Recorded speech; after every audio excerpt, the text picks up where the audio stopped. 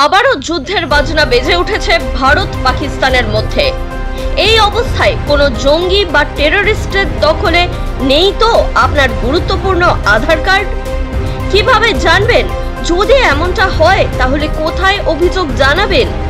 ভারতবর্ষের প্রায় প্রতিটি কাজেই দরকার হয় আধার কার্ড, তাই এই কার্ডকে সুরক্ষিত রাখা কিন্তু অত্যন্ত গুরুত্বপূর্ণ। আপনার এই আধার কার্ডের সাহায্যে যদি কোনো রকম প্রতারণা বা দুর্নীতি হয় তাহলে কিন্তু জেলে যেতে হবে আপনাকেই। তাই নিজের আধার কার্ড সুরক্ষিত রাখতে সঠিক তথ্য জেনে নিন আজকের ভিডিও থেকে। এর পাশাপাশি বিভিন্ন প্রতারণার হাত থেকে বাঁচার উপায় এবং লেটেস্ট নিউজ সবার আগে জানার জন্য আমাদের চ্যানেলটি সাবস্ক্রাইব করে পাশে থাকা বেল আইকনটি অবশ্যই প্রেস করে দেবেন। আপনার আধার কার্ড কোনো পাকিস্তানি ব্যবহার করছে না তো? কিভাবে জানবেন? আর এই জানাটা কিন্তু অত্যন্ত গুরুত্বপূর্ণ, কারণ যুদ্ধ নিয়ে ইতিমধ্যেই পাকিস্তানের তরফে একাধিক ফেক নিউজ প্রচার করা হয়েছে, যে সমস্ত নিউজের কোনো ভিত্তি নেই। আপনারা যে কোনো নিউজ চ্যানেল দেখলেই জানতে পারবেন কিভাবে প্রতিনিয়ত ফেক নিউজ প্রচার করা হচ্ছে। তাই আপনার আধার কার্ড পাকিস্তানের কোনো রকম টেররিস্ট বা জঙ্গিদের দখলে থাকলে কিন্তু এখনই সচেতন হয়ে যেতে হবে। আর এটা কিভাবে জানবেন তা বিস্তারিত আলোচনা করা হয়েছে আজকের ভিডিওতে। তাই অবশ্যই নিজেকে এবং নিজের পরিবার পরিজন বন্ধু বান্ধবকে সুরক্ষিত রাখতে এই ভিডিওটি যতটা সম্ভব শেয়ার করে দিন। যত সময় এগিয়ে এসেছে ভারত পাকিস্তানের মধ্যে উত্তেজনার মাত্রা ততই বৃদ্ধি পাচ্ছে। দুই দেশ একে অপরকে লক্ষ্য করে চালাচ্ছে গুলি, বোমা, ড্রোন অ্যাটাক, এই সব কিছুই হচ্ছে। আরও একটা চিন্তা সকলকে তাড়া করে বেড়াচ্ছে, আর সেটা হলো তাদের আধার কার্ড সুরক্ষিত আছে তো? কারণ পাকিস্তানের তরফে ইতিমধ্যেই ফেক আধার কার্ড এবং ফেক নিউজ প্রচার করা হচ্ছে। ফেক আধার কার্ড নিয়ে কিন্তু প্রচুর পাকিস্তানি ভারতে ঢুকে এসেছে, যার ফলে সমস্যা হয়েছে ইতিমধ্যেই। সেই সমস্ত পাকিস্তানিদের অবশ্যই ভারত থেকে বিতাড়িত করা হবে, এই নিয়ে চিন্তার কারণ নেই। কিন্তু আমাদের কাছে থাকা অরিজিনাল আধার কার্ড যদি পাকিস্তানি কারোর কাছে থাকে, যেটা দিয়ে তারা কিন্তু স্ক্যাম বা দুর্নীতি করতে পারে, এর ফলে বিপদে কিন্তু আপনিই পড়বেন। তাই আমাদের জেনে নেওয়া এবং সচেতন থাকা অত্যন্ত গুরুত্বপূর্ণ। এমনিতেই আধার কার্ড ভারতীয় নাগরিকদের পরিচয়ের সঙ্গে সম্পর্কিত একটি গুরুত্বপূর্ণ নথি, কিন্তু কখনো ভেবে দেখেছেন কোথাও আপনার আধার কার্ডের অপব্যবহার হচ্ছে না তো? আপনার আধার কার্ডের অপব্যবহার আপনি কিভাবে বুঝবেন? বর্তমান সময়ে কিন্তু প্রতিটি কাজেই আধার কার্ড ব্যবহার করা হয়। এমন পরিস্থিতিতে অনেক সময়ই আধার কার্ডের ফটোকপি নেওয়ার প্রয়োজন হয়।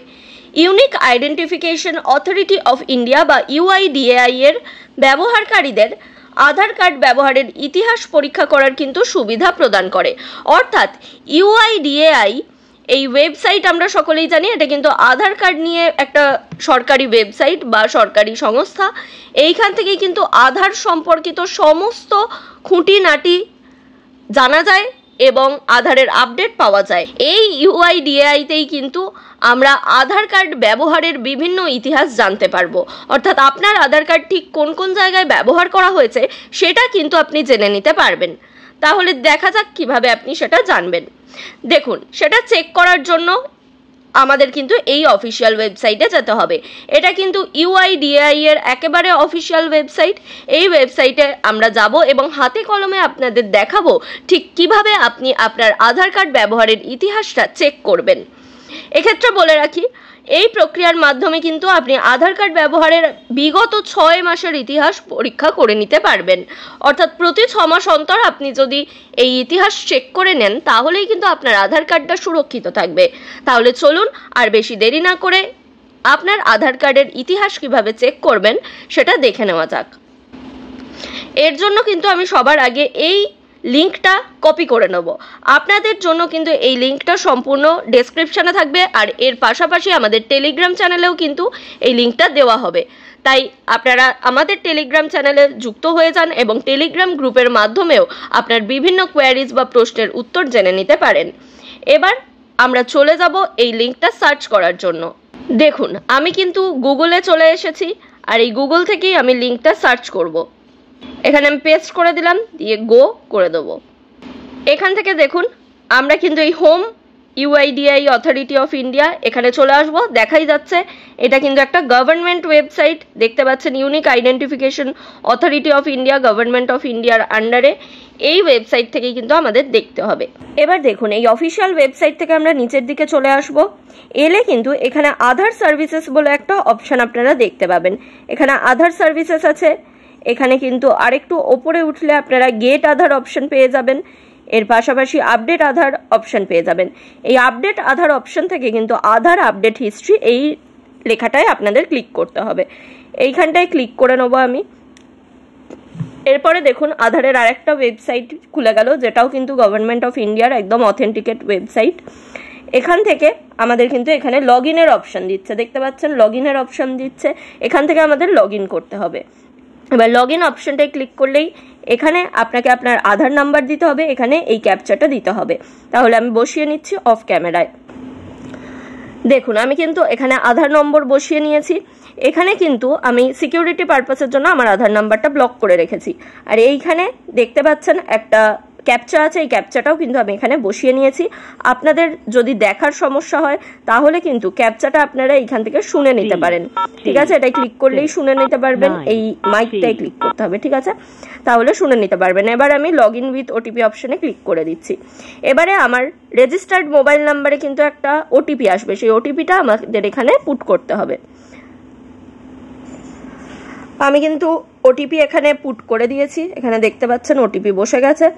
এইবারে আমায় লগ ইন অপশনটাই ক্লিক করতে হবে। এই লগ ইন অপশনে আমি ক্লিক করে দিলাম। এর সাথে সাথে আমার কিন্তু অ্যাকাউন্টটা খুলে গেল। এবার আমার অ্যাকাউন্ট থেকে আমাকে কি করতে হবে? আমাকে আমার আধার কার্ড অন্য কোথাও ব্যবহার হচ্ছে কিনা সেটা দেখার জন্য অথেন্টিকেশন হিস্ট্রি এই অপশনটা কিন্তু বেছে নিয়ে এখান থেকে দেখতে হবে। এছাড়াও আপনি আপনার আধার কার্ড দিয়ে কোনো পেমেন্ট হয়েছে কিনা সেগুলো আপনি দেখতে পাবেন, KYC চেক করতে পারবেন, আপনার আধার আপডেট হিস্ট্রি দেখতে পাবেন। এখান থেকে আপনি অনেক কিছু দেখতে পাবেন। তবে আমাদের হিস্ট্রি জানার জন্য কিন্তু আমাদের এখানে অথেন্টিকেশন হিস্ট্রি অপশনটাই ক্লিক করতে হবে। এটা আমি ক্লিক করে দিচ্ছি। এবার আপনাকে এই সিলেক্ট মডালিটিটা বেছে নিতে হবে। এখানে কিন্তু আপনি অনেকগুলো অপশন পেয়ে যাবেন। আপনি কি জানতে চাইছেন? আপনার বায়োমেট্রিকের কোনো ডিটেলস হিস্ট্রি জানতে চাইছেন, বা ওটিপির হিস্ট্রি জানতে চাইছেন, নাকি demographic history, biometric, demographic OTP, নাকি শুধু ওটিপি, কোনটা আপনি জানতে চাইছেন? অথবা আপনি কিন্তু সবকটা জানতে চাইলে অল অপশনটাতেও ক্লিক করে দিতে পারেন। এবার আমি অল অপশনে ক্লিক করে দিলাম।